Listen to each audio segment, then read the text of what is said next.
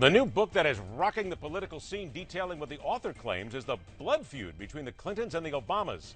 When did the fallout hit, and what will it mean for 2016? Remember when your car had to be inspected every year to ensure you weren't driving around a piece of junk that could hurt you or someone else? We will drive over that bridge and more with car coach Lauren Fix, and what the chairman of the Republican National Committee had to say to our own Steve Mulsberg. Once again, we question everything for Wednesday, June 24th, 2014.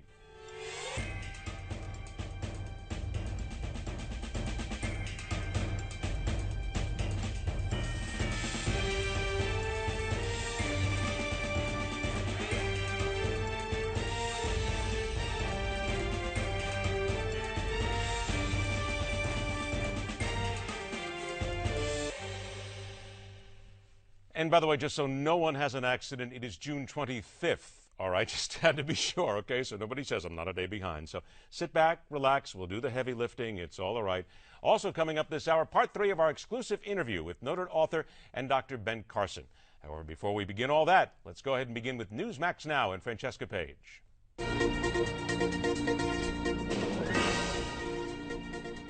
Welcome back. Last night there was a number of hotly contested primary races throughout the country. It was an extremely close race in Mississippi, but GOP Senator Thad Cochran was able to fight off Tea Party challenger Chris McDaniels. The race between Cochran and McDaniels is being called one of the hardest fought political races in decades. Longtime Mississippi Senator Thad Cochran bombarded voters with robocalls leading up to election night and spent millions of dollars to keep his seat. And in New York, the Democratic primary race between U.S. Representatives Charles Rangel and the challenger State Senator Adriano Espaillat was too close to call this morning. With 99% of the vote counted in unofficial results, Rangel led Espaillat 47.4% and 43.7%. Officials say less than 2,000 votes separated the two candidates. The Associated Press did not declare a winner because the New York's Board of Elections was unable to confirm how many absentee ballots remained. And the latest reports are saying Rangel was able to defeat the state senator, but the New York Times is saying results can drag into next week. We'll continue to follow this race for the New York's 13th congressional district. And just over the bridge in New Jersey, Governor Chris Christie is back in the spotlight for a second bridge investigation. Now authorities say the governor may have violated laws involving Pulsaki Skyway Bridge. The new probe into the New Jersey governor was prompted by an ongoing investigation into Bridgergate.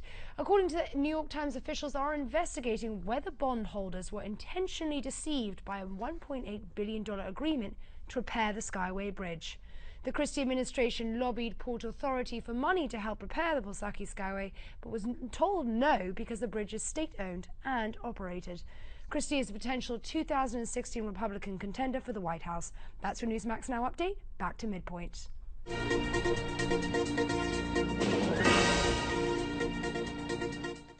I still believe in the rule of law, and what I've advocated is a guest worker program whereby those people could work legally, still pay taxes, but it doesn't shortcut the process of becoming an American citizen.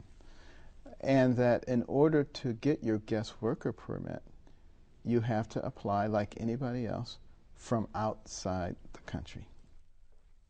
Noted author and neurosurgeon Dr. Ben Carson has always been outspoken on the issue of illegal immigration. Recently, he wrote an op-ed that discussed the issue in detail, including his comments, shared by many, that if our political leaders game the system for their own benefit, so will illegals. Dr. Carson discusses the immigration issue more in depth and a whole lot more in this third part of our exclusive interview with the man some believe might be a good choice for a presidential run in 2016, a discussion you will only see here on the Newsmax TV network. More than 10 million illegal aliens here in the United States, and those numbers are growing exponentially every single day. Yes, they are. So then, in your opinion, should they be given work status without citizenship? Should they be given full amnesty or be deported? Well, what I've advocated is that, first of all, I don't think you should reward illegal activity of any type. I do recognize that there are many jobs in this country that Americans don't want to do, and that if we didn't have some others to do them, it could wreak havoc on some segments of our society. I do understand that. But I still believe in the rule of law. And what I've advocated is a guest worker program whereby those people could work legally, still pay taxes, but it doesn't shortcut the process of becoming an American citizen. And that in order to get your guest worker permit, you have to apply like anybody else from outside the country. So if you're here illegally, you have to leave. You can apply. If you have a job and an employer, you can arrange with that employer to offer you a job. So it's very easy for you to get back in as a guest worker. But now you're legal. Now you're paying taxes. You still can't vote. And if you want to become an American citizen, you still have to apply for citizenship just like everyone else. I think that's a perfectly legitimate and fair way to do it. It seems much too logical. It really does. And we look at logic a lot of times that is completely overlooked. If it is so logical, and it is, why haven't we at least gotten close to that at this point? Because we want to use it as a political football. You know, people are looking for, see, how can I milk this thing for all I can get? You know, you look at what's going on right now at the borders with all these children pouring in. Well, you know, it was the announcement in 2012 that we're not going to be deporting certain unaccompanied minors, recognizing that that news would eventually spread like wildfire, and all of a sudden you would precipitate this humanitarian crisis that is going on now. And then you come and you can ask the opponents of the administration, well, what would you do? That's what the news media is. Well, how do we solve this problem? And of course, if they say something harsh, then you're cruel and you just don't care about children. How could anybody be like that? And if you say something that's gentle and mild, you're for amnesty. It's a no-win situation while the administration sits above the fray and collects the admiration and gratitude of illegal and legal immigrants. Is that just it? The current administration has just sat above the fray far too often, and they simply don't want to get their hands dirty? Certainly, in this case, you know, people say that they're stupid and inept. I don't believe that for 1 second.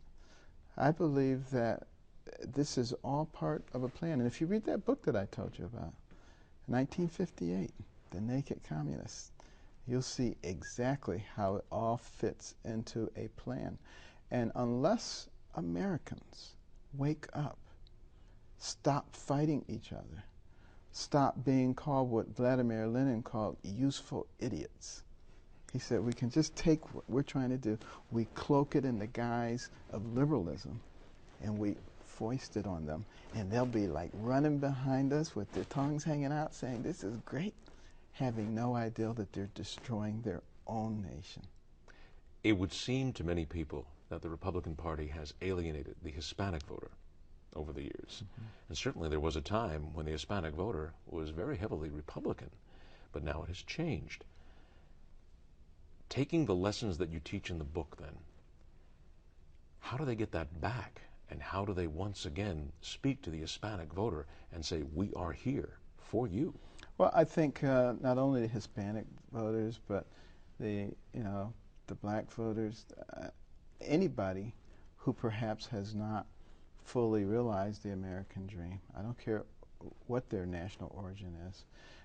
We need to be talking about the kinds of programs that allow people to move up out of the 47% which sunk Mitt Romney. How do we provide a ladder for people to move out of that situation? It's certainly not going to come by saying, there, you poor little thing, patting them on the head and saying, I'm going to take care of all your needs. All that does is keep people in a dependent and satisfied condition. We don't want that. We want people to aspire to the American dream. And, you know, you look at some of the things that have been advocated by Muhammad Yunus, who won the Nobel Prize a number of years ago for his theory on microeconomics and doing microloans to create businesses, lifting millions of people out of poverty in Pakistan and India. Those same kinds of things can be done here. and there are people who are interested in doing them. We're going to have to give them a lot more spotlight. I think the Republican Party and conservatives really should be grasping these things. There was a program I was speaking at in Memphis, Tennessee, Hope Works. They would go out, it was a faith-based initiative, but they would go out and find people who were really experiencing life at its worst. And they would bring them in, give them a 13-week course on, being responsible, cleaning yourself up, doing the things that are necessary to get and maintain a job. They would help them get jobs. 70% of those people were off the public rolls. One young lady I was really impressed with, who was homeless and on drugs, was only a few months away from getting her PhD. I mean, you think about all the potential that exists out there. We need to be finding those people. We need to be developing that potential, because we only have 320 million people in this country compared to China, India, places like that. We need to develop all of our people. We really can't be wasting them. Dr. Carson, one of the things that caught me in your book that really spoke was you said that when you educate a person, you liberate him. So I'm curious how that message came true in your own life and how you still use that philosophy today with everybody you meet. Well, certainly, as a youngster, I thought I was stupid. And there was pretty much unanimous agreement about that amongst my classmates and teachers. My mother was the only one who thought differently. And she made us read books, very much against our will. But back in those days, you had to do what your parents told you to do. There was no social psychologist saying let the kid express themselves. So, I had to read the books. And as I began to read books, something happened. All of a sudden, I knew the answers. I used to just marvel that some of the smart kids knew the answers all the time. I said, wow, I knew that answer because I was reading that book. That got me excited. I started reading everything I could get my hands on. My mother didn't have to make me read. She would say, Benjamin, put the book down and eat your food. But it made a big difference because I completely turned around. Within a year and a half, I went from the bottom of the class to the top of the class. It changed my entire perspective on life. And I began to realize that the person who has the most to do with what happens to you in life is you. And at that point, I couldn't get enough education. I started going back to school, going back after school and talking to my teachers, because a lot of times they didn't get to teach the lesson because they spent the whole time disciplining people. And I would say, what were you planning to teach? And they were delighted to see me coming back. And I got a lot of extra tutoring.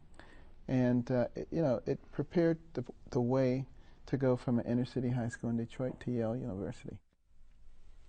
You can get a copy of Dr. Carson's New York Times #1 best-selling book, One Nation, What We Can All Do to Save America's Future, at bookstores everywhere, or go to newsmax.com/Ben to get your free copy. And let's also give you a program note here, because here on the Newsmax TV network this weekend, join us for more of the exclusive interview with Dr. Carson. He'll talk more about a possible run for the presidency as well.